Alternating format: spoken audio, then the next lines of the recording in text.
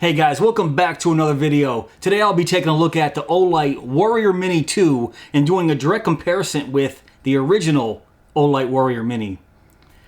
Let's check it out.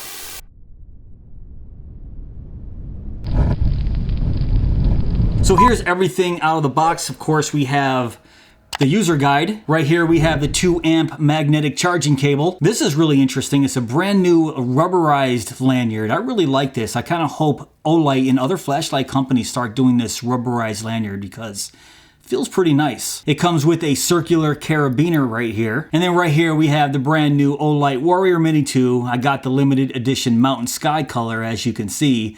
And while you guys are checking this out, let's talk about some of the features. So the new Warrior Mini 2 has a maximum output of 1750 lumens and a 220 meter throw with a beam intensity of 12,300 candela. Now compare that to the original Warrior Mini at 1500 lumens, 190 meter throw, and 9,025 candela. So we did get a boost in lumens, throw, and candela with the new Warrior Mini 2. We have 5 lighting modes plus strobe, exactly the same as the original Warrior Mini. And while I'm sticking to the similarities here, they both have a waterproof rating of IPX8, which means the dust rating wasn't tested, and it's submersible up to 6 feet of water. And they both have the same 1.5 meter impact resistance rating. They both have the same 3500 milliamp hour 18650 3.6 volt lithium ion rechargeable battery that can be charged straight from the magnetic tail switch. They both feature the exact same UI, the exact same mode spacing, the same combination of a side switch and tail switch, and they both have a 5-year warranty. So what exactly is new here except for the bump in lumens, throw, and candela? Well, they did put in a new TIR glass lens, and now it has a brand new proximity sensor. So if you're carrying it and it turns on accidentally, it won't burn a hole in your pocket. We have the same 2-way pocket clip, but now it's reversible. So if you want to carry this lens down, you can do that. It now features a more aggressive crenellated bezel. But considering the bezel of the original Warrior Mini, upgrading from that bezel probably wasn't that hard to do. And now let's talk dimensions. The new Warrior Mini 2 has a length of 4.65 inches, which is now longer than the original Warrior Mini's 4.19 inches. It has a wider head diameter of 0.98 inches. That's up from 0.91 inches. They both have the exact same body diameter of 0.91 inches. But the Warrior Mini 2 weighs slightly more at 4.3 ounces as opposed to 3.7 ounces.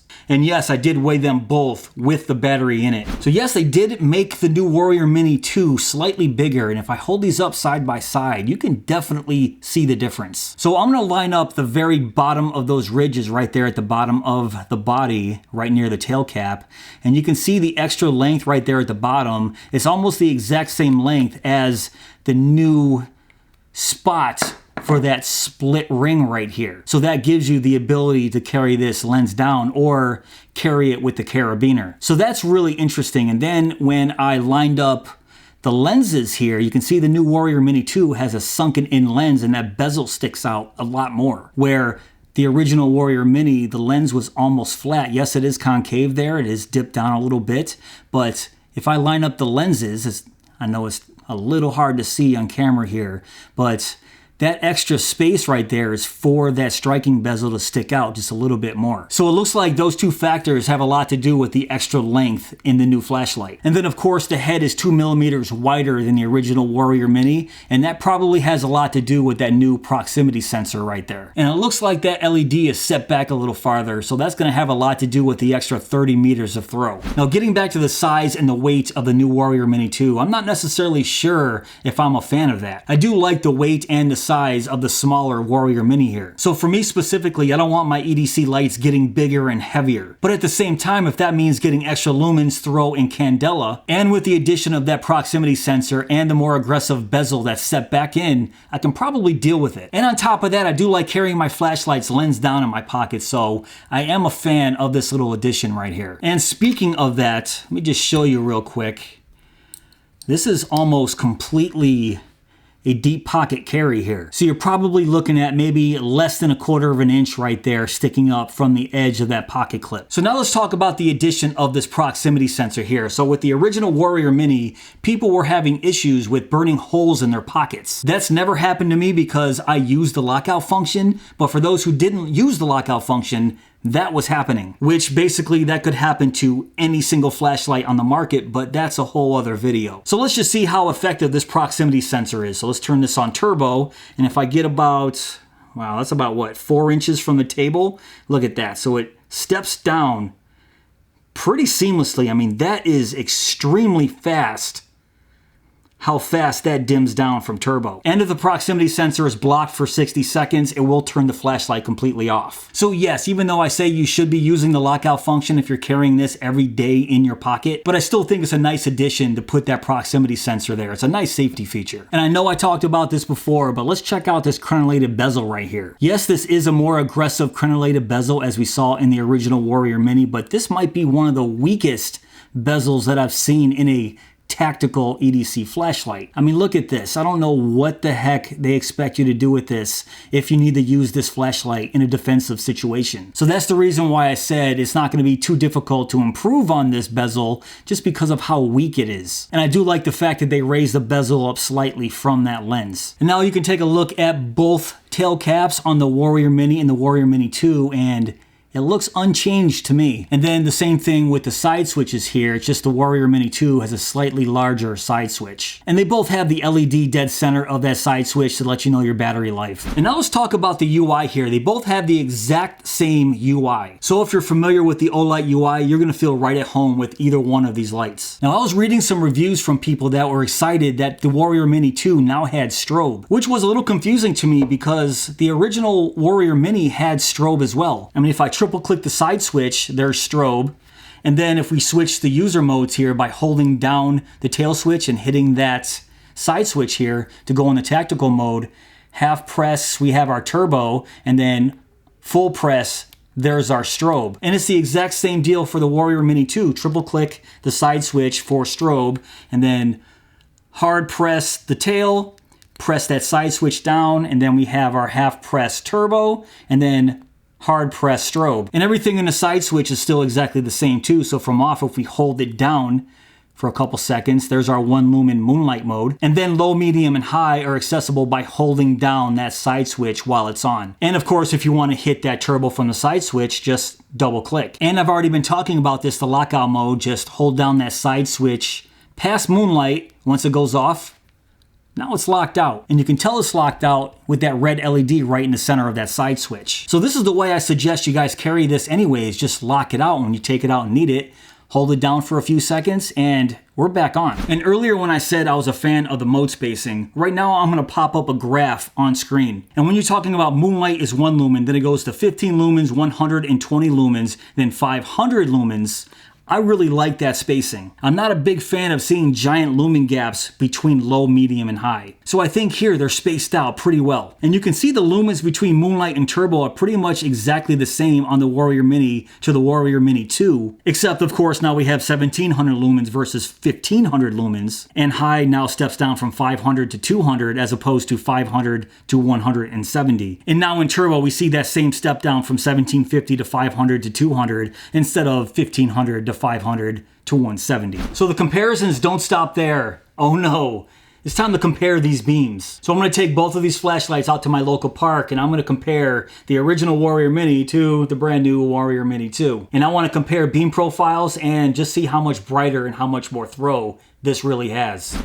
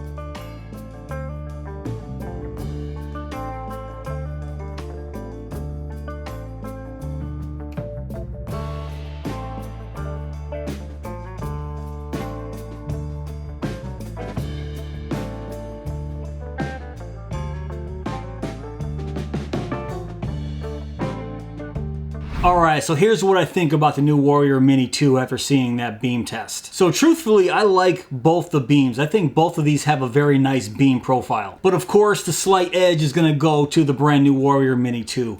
I love the nice tighter hotspot in the Warrior Mini 2 as opposed to the larger hotspot in the original Warrior Mini. And they both had a nice spill on turbo, so even with that nice hotspot, I was still able to see almost everything around me. And with the addition of the extra 250 lumens and 30 meters was very apparent.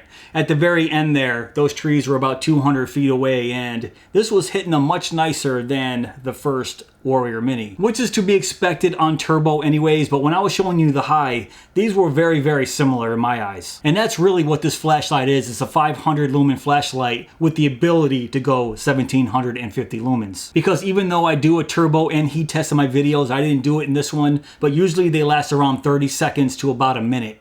And after that, you're going to step down to that 500 lumens anyway. So overall, I have to give the slight edge to the brand new Warrior Mini 2. And then on top of that, you have all the new features, the proximity sensor, the ability to reverse the pocket clip so you can now carry this lens down, and the slightly upgraded striking bezel here. Those are all the positives. But it also has some negatives too over the original Warrior Mini. It's heavier, it's slightly longer, and the head is slightly wider. Which if you can give me those features in the smaller body, then we have a winner. But until then, I would still give the slight edge to the Olight Warrior Mini 2, even with the heavier weight and the slightly longer body.